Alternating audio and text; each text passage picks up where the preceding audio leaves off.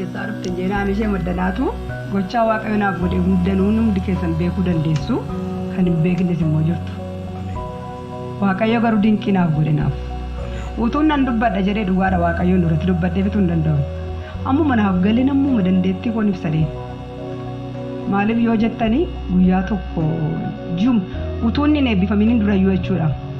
Asitti raajiin na waamanii asin ta'a. Namni tokko immoo baratee hojii dhabee jira ta'e hin beeku namni sin gaafa sana na wajjin waamtan sun. Innis jira. Achumaan kan himinaan jedhan anaan. Waaqayyo meedhan dinqaanii galata qaba garuutuma lolamtanii qoramtanii waaqayyo galata danuu mana keessatti galateeffannaa gurguddaatu taa'adha. Kanaafiyyuu jedhan sarakkinas ta'uudhaan ilaalanii jedhan waaqayyo galataan isin naabanaa jedhan. Isheen ilchee waaqayyoon galateeffadhee waaqayyoon hojjeta dhenniise. Kanaan booda obboleessi koo akkuma isaanillee galateeffannaa isaa irratti dhufaniiru. Galateeffannaa kana hungoonaa miti haalli mana keenya keessaa cinqii ture. Achi obboleessi koo maastartii isaa eebbifamee galateeffannaa inniyyuu bakka akkamatti eebbifamee ba'a malee dhiisi waan tokko hin dhiphannu dhiisinaan jedhe. Waaqayyootu dubbate waan ta'eef inuma galateeffannaan jedheen. Waaqayyo galatatti itti nu fufsiisaa jiran hin beeku. Achi kanaan booda gaafa inni eebbifamee raatu kana waama xiqqoo isheen torbanuma tokkotti eegganni galee jechuudha. Waama xiqqoo tokkoon hojjedhee galateeffannaa goonee raajiidhumtu irratti dhufanii hirmaataniiru. Galateeffannaa goone jechuudha. Galati kun immoo itti fufaa jedhan obboleessi kootuma kanaan jiru barumsa kanaanii iddoo biraa irratti dorgome. Finfinnee qormaata isaa kan Finfinnee deeme. Gaafa qormaata kana deemu ji'uma ji'atti tunfi akkuma waaqayyo dubbate torbanitti galateeffannaa mana koo gahate ji'uma tun ta'in ji'uma keessatti galateeffannaan si'a lama ta'e. Waaqayyoon naa galateeffadhaabe.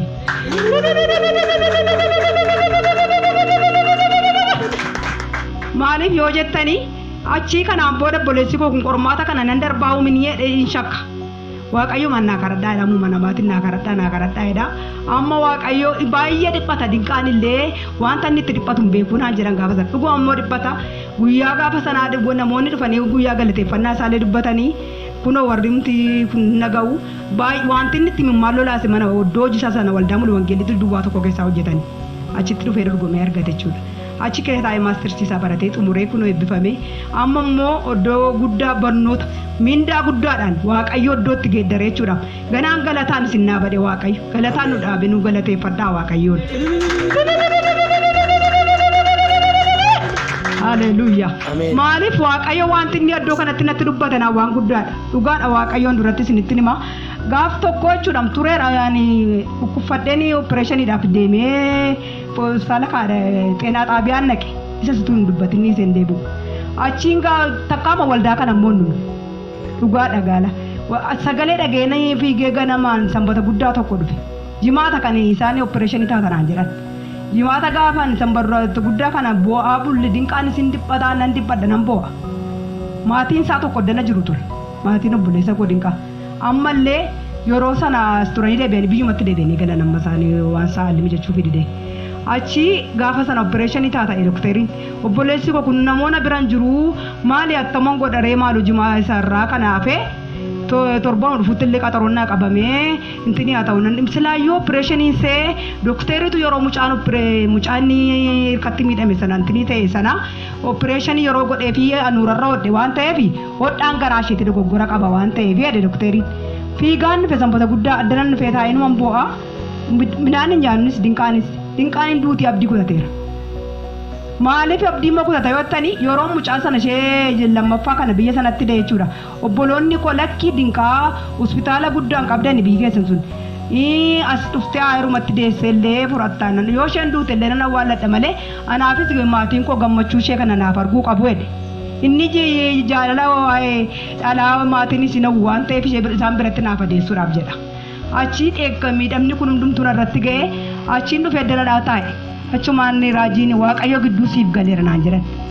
Ameen hin jedhe nan boo'e baay'een boo'e dhugaa waaqayyo jedhe tokkittii kana eeganatti laatte morraa waan hin godhin jedheen boo'e innis hin boo'an gadda baay'ee achiin dhufeen naa kadhatanii kaa'emee naan jennaan waaqayyo gidduu siif galeera naan jedhan ameen hin jedhe ammas deebi'anii achi na baasanii bishaan tokko irratti kadhatanii waaqayyo gidduu siif galeeraan kana fuudhi deeminaan jiran dhaqeen bishaan sana dhugee lafa garaa koo kana qaqqabaddee dhaqee ciise achi dafinoo dhaqoo silaammoo amma deebisee gaafa dhan dooktarri maadha ufaatu irra jira waan ta'eef opereeshiniin see yeroo qufaan irraa ka'u aduftu malee dhaggeeffadhaa hojii waaqayyo gidduu naan gallee saba waaqayyo dhugaadha waaqayyoon duratti kana ani kan hin dubbadheen finne waan baay'eetu jira achi dookteriin isa gaafa sana keede amma opereeshinii taate gaafa sana amma immoo qufaatu irra jira waan ta'eef boodumaa taatu baqqaa ishee jennee arbii immoo arbiitti immoo nu waame gaa dookterichi arbii immoo gaafa dhannu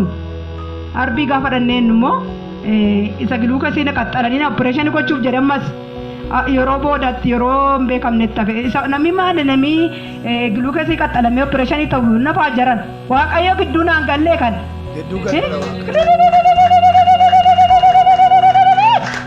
waaqayyo galata meeqa mana keessa irraa qabada yeroo hundumaa dhugaadha waaqayyoon durattela karaa nama kanaa karaa waaqayyo dubbata akkaata hojiin hojjedhu kana keessatti jedhee irraa jiran nan mulloo lama waa meeqan qabaati birri tokko natti kennaniitu dhaqii kana boorsaa keessa kaa'inaan jedhan harris waaqayyo gaafisunis waaqayyo dhugaadha eebba walirraa hin cinne dinqaan illee kunoo jarri kun nagaanii gaafa eebba isaatii kana keessa baane amma waan nyaan dhabnutti mana kana hundumaa kan geggeessaa birri beedha yoo jeenan subsiisu naan jedhee jennee jara dhageessaniitu gaafa sana waaqayyo dinqii hojjetee waan hin hojjetu illee eebbise nama hin beekneef gabaa naa kenne haadhaaf abbaan siif taate gaafa biyya sana keessaa na kaase waaqayyo jechuudha gaafa sana raajin ammas wanti hin yaadan wanti irraanfanne keessatti nan dubbadda wantaadhaan isin sagalee dhageessanii manaa kaatan jedhan sagalee sanatuma maaddii isiniif haadhaaf abbaa isiniif ta'ee jira isinii biran garuu wanta isin lammiidhumaan firumaan kan siin lolaa si duukaa deemutu jira isaaniin immoo sirraa biyyatti shanyeera naan jedhan harris waaqayyoodha laa yaadattanii deesinis amma immoo nama foonumaan siin lolu jiraachuudhuma kee kan hinaaffisu jiraan deebiseera gara maatiitti asichi deebiseeraan maal akka waaqayyo jedhee fan hin beeku ishee waaqayyootti boo'ee galee galateeffadhe ammayyuu jedhan ganaa galata gurguddaa mana keessa jiran obboleessi koo amma miindaa guddaa waaqayyo teessoo isaarratti kabajamu isa wanta nu nyaannu dhabne mee yaadame saba waaqayyo hojii isaatitti illee illoo lama waldaa sana keessatti imimmaan koo guyyaa tokko walgahii geggeessaa tureen jedhe dhaqeen suuqeetti deebi'ee imimmaan koo lolaasee boo'ee achi addeebiin immoo hojii kana hojjedhe waaqayyo sinna fide waan ta'eef maatii kana fuudhee dhufeera amma immoo waan hin jedhe manatti sichi deebi'uus hin qabu waan manatti naa laattes ijaarradheera waan tokko hojjedhu waaqayyo dheen boo'ee dhugaa waaqayyooti paasterii fa'aa bira gabbee naqee boo'een achi ol deebi'ee hojii koo immoo eegalan achi kanaan boodadhe dhugaadha waaqayyoon duratti waaqayyo kunoo amma jaraname dinqaan amma karaa intiniirra karaa soddoo guddaatti waamame kunoo leenjisaa akka warra intiniitti hojjete miindaan isaa meeqaan kan kumaatamaan intinii godhamee hojjetamee fi nama guddaa godhe waaqayyo nama waan hundumaatti irraanfatamee manni isaa dhaqatameef waaqayyo waaqarraa dirmate naa galateeffadhaa waaqayyoon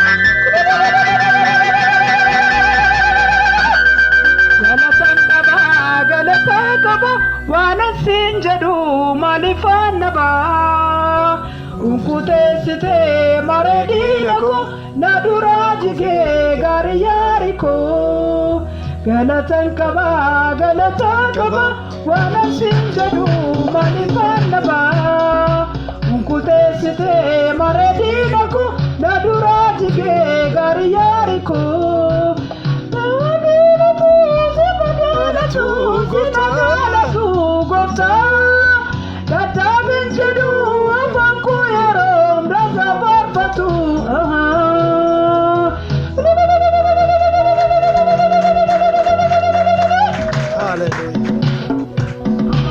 wanti dubbachuu barbaadu mucaa tokko firuma isaaniiti fira dinqaafa jechuudha garaan kun ta'ee gama sana gaafa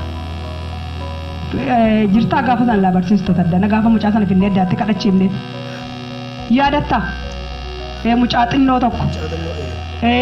tokko garaanii ta'ee jira achi gaafa sanaa jechuudha jalqaba waldaa araaraatti geessaniiru jarra akka fidanii abbaan ishee ortodoksiidha abbaa mucattii haati mucattii immoo mulu wangeeliidha kanaan booda waaqayyo yookiin namicha kanatti hin deebisuudhaaf godhatee hin beeknu mucaan kana baay'ee dhukkubaa fidee dhufan biyya kana eeguma waan tokko fa'aa eeggaddaa dhuftee waa liqimsite faalitti yoo kan dhagayetti achi gaafa sana raajii addanaa hafuura budaadhaan irraa rukutan mucaan sun yeroo sana toof laatee ta'e yookiin bala qabsiisuu iyyuu barbaadeera yoo argite itti baay'ee wargamtee intini taatee turte achi kanaan booda gaafa galtu waanuma akka intini wayii keessaa baase asii fuunee gallee jechuudha dhugaa waaqa jiraataati achi gaafa danaa kadhachiisnee fuunee gallu guyyaa galataatu qabdiin fayyiti mucaan kun nuun jedhan mucaan kun asii galtee minaanuma nyaachuu jalqabdi minaa waan tokko faa isheetti hin buuftu ji'a meeqa fixxeettedhan yeroo biyyaa fidansan waggaa tokko fixxedhan dhugaadha waaqayyoon dura tanillee mucaa kana biraan jiru miniire maatiin ishee yeroo fidan akka itti dubbatan mucaan kun ammanani minaan tooraan nyaatte waan hundumaatti nagaa taatee waaqayyoo galata guddaa argatu mucaa kana waan hafuura karaatti hambisuudhaaf ka'ee jira karatarraa jingaafatan dhugaadha waaqayyoon duratti hafuura budaadhaan irraa dheekkamanii of laadhu waaqayyoon kadhadhu waaqayyoo isiniif kadhadhaa fi guyyaa galataa qabduun fayyiti mucaan kun jedhanii waa'ee ishee situn dubbatanii su fayyiteetti mucaan kun jedhanii waaqayyoof galanni guddaan haa ta'u naa galateeffadhaa waa'ee isheetiif.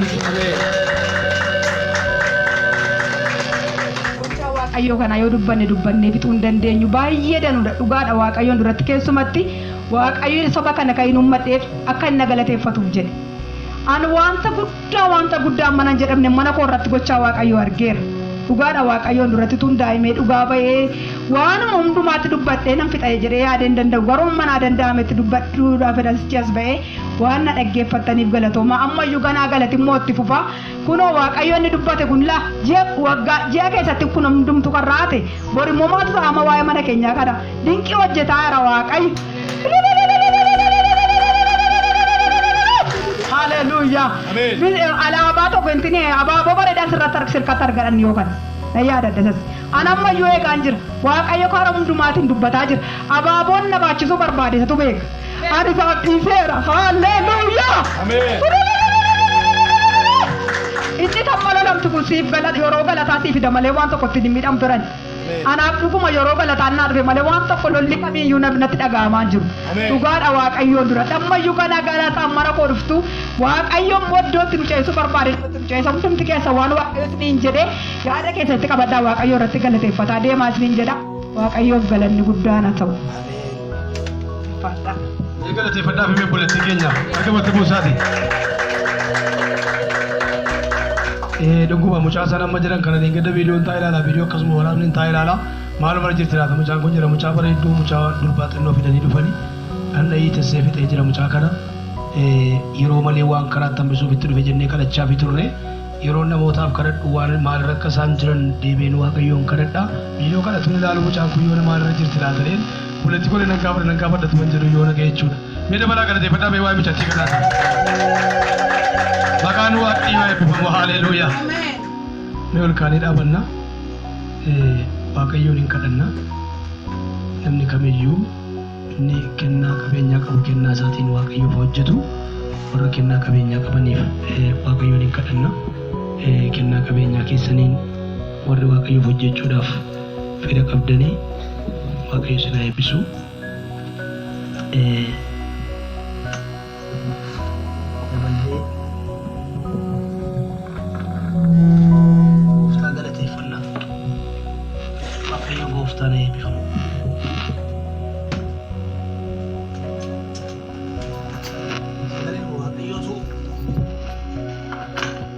Qabeenya keetiin ija midhaan keetii keessaa isa duraatiin waaqayyoof ulfina kennee jedhu waaqayyo isa eebbisuuf jeen eebbifamu akka kichees kennu maqaa Yesuus Kiristoosiitiin mucaa kana irratti ergamni hafuura hamaan hojjeti maqaa Yesuusiin argi mataa kee waaqayyo gooftaan sin eebbisu eebbi waaqayyo mana keessa nagalu irraafaan mana keessanitti haa ta'u humna maqaa Yesuus Kiristoosiin harka keessa jiisaa fuula keessan adda keessan kana jiisaa adda godhadhaa budoota duratti jalloota duratti adda godhadhaa maqaa gooftaa Yesuusiin adda godhadhu karaa hundumaan karaa hafuuraa karaa foonii adda godhadhu maqaa Yesuusiin adda godhadhu la waaqayyo nama kana addatti godhu kiisii keessan jiisaa borsaa keessan jiisaa yaa waaqayyo la daa'ima kana waan namaan hin danda'in wanti bara kana keessa ba'e lolli bara kana keessa ba'e maqaa Yesuusiin ilaa daa'ima kana hin danda'in ilaan danda'in maqaa Yesuusiin hin danda'in humna maqaa Yesuusiin harka keechas qabatis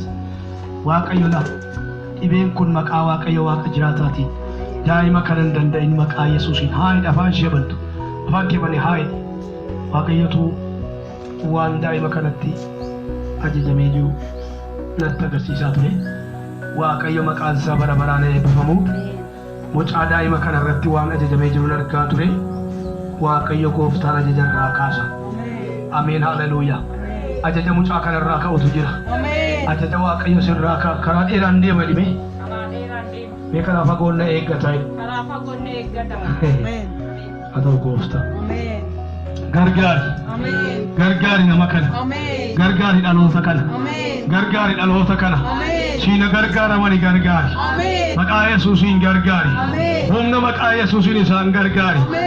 Maqaa mucattii kana kottu mee kottu. Humna maqaa gooftaa Yesuusiin itti ergamtee daa'ima kana irratti ajajamtee kan jirtu ati hafuura hamaanan. Baay'ee ergamaan Waaqayyoo si haifatu. Maalitti qabda daa'ima kanatti ati? Maal